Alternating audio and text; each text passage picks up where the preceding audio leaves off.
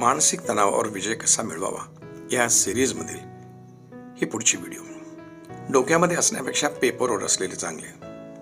मी अनेक वर्षापासून marriage counselling म्हणजे वैवाहिक जीवनाचे समुपदेशन करतो. माझ्याकडे येणाऱ्या प्रत्येक व्यक्तीची समस्या मोठी नसते. मला अनेक वेळा असा अनुभव आला आहे की जी व्यक्ती माझ्याकडे येते तिला तिच्या खऱ्या समस्या काय आहेत हेच कळत नाही.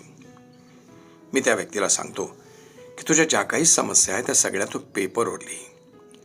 ते जेव्हा लिहायला बसतात तेव्हा ते काही समस्या पेपरवरती लिहितात आणि मग मी त्यांना विचारतो, हा प्रॉब्लेम आहे तर तू काय केलं पाहिजे. ते स्वतः सांगतात की मी हे केलं तर माझी समस्या सुटेल.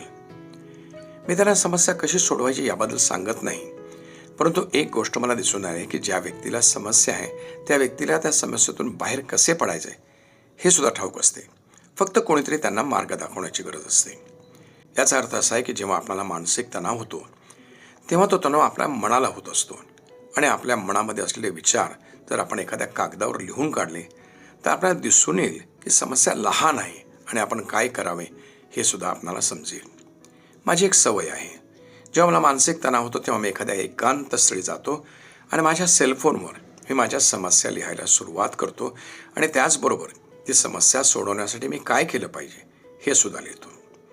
कधीकधी मला असं दिसून आलं आहे की काही समस्याची उत्तरे माझ्याकडे असतात आणि काही समस्यांची उत्तरे माझ्या पत्नीकडे व माझ्या मित्राकडे असतात.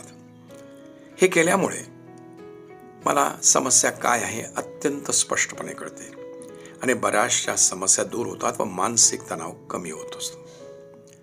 मित्रांनो, मानसिक तणावावर जर विजय मिळवायचा असेल तर आपल्या समस्या पेपरवर लिहिल्यास आपल्या मनामधून त्या पेपरवरती येतील आणि आपल्याला त्याची उत्तरे सुद्धा सापडतील.